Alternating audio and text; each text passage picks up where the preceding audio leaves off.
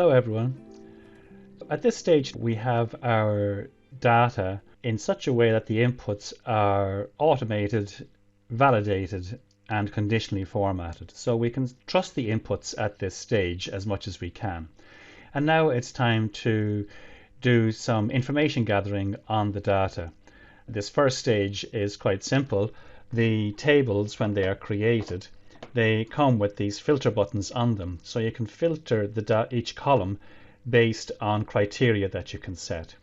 So let's have a look at that first. The order number here column consists of numbers, and if we click on the filter button here, you'll notice that the filter is set for numbers.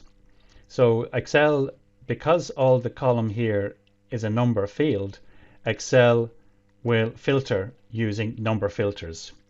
So here you can see that it has equals, doesn't equal, greater than, less than, etc., which are all filters that work with numbers. You can also search for a particular number if you want, or you can deselect all and just select a number or more than one number to filter them. So if I just select 1001 there and say OK, you'll only see the orders for order 1001. To clear the filters, you just click on the filter button again, and you can say clear filters from order number. In order date then, this is a different type of column, so it's only got dates in it, so the filters for this column are date filters. And date filters, you can see, are for items that are between dates. It recognizes today, yesterday, next week, next month, next quarter, etc. So you have instant filters there that you can just click on. So we'll say for filters this month, and it shows you all the filters for just the current month. Again, to clear the filters, filter by order date. And finally then, if we pop over to this one here, and I click the filter, this column here is all text.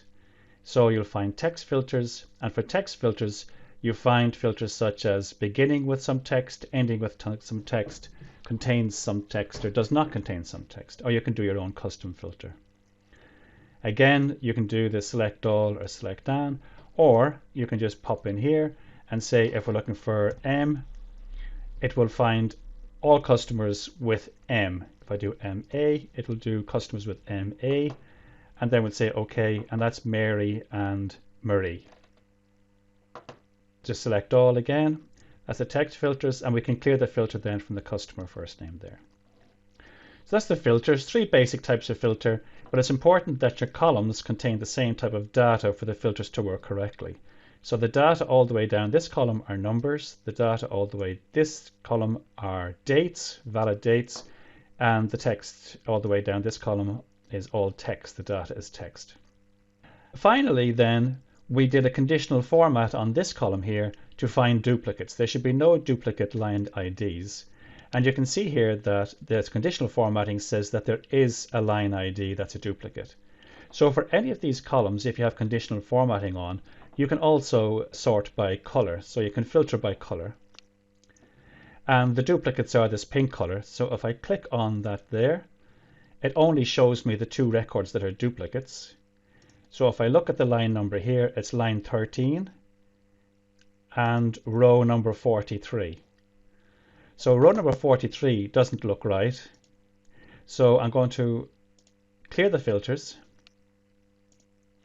pop down to row 43, and here you can see that the filter has been erroneously put in. Instead of 1003.1, it is 1001.1. So to fix that, we'll just put in 1003 order, and here we'll change that to 1003-01, and then the duplication goes away. And if I pop it to the top here, the duplication goes away.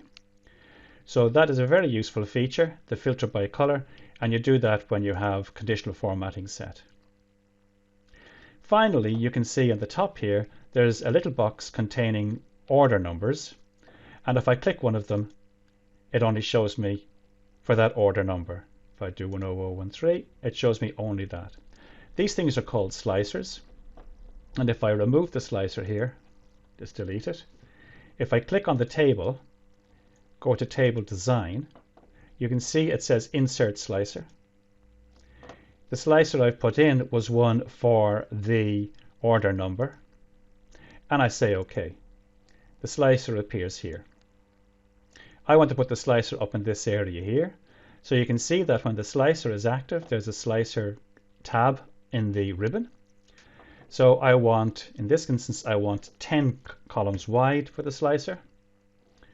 And I can stretch it out then to fit. Okay, as much as possible. There we are. It'll scroll there anyway, so it just gets most of them there.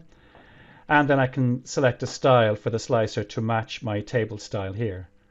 So if I select this style here, it looks something like it, but you can take your pick on the style you want.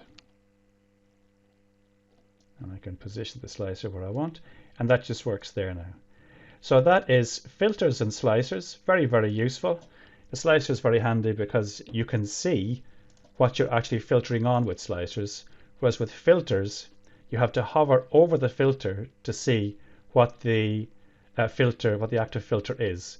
So as I hover over this filter, it says order number equals 1004. If I pick 1004 and 1005, I can see instantly on the slicer that those two have been picked, but I have to hover over the button on the filter field here to see order equals 1004 or equals 1005. So the big benefit of slicers is that you can see what filters are active, but they do take up real estate. So you have to be careful with how many you put on your screen and what use they'll be.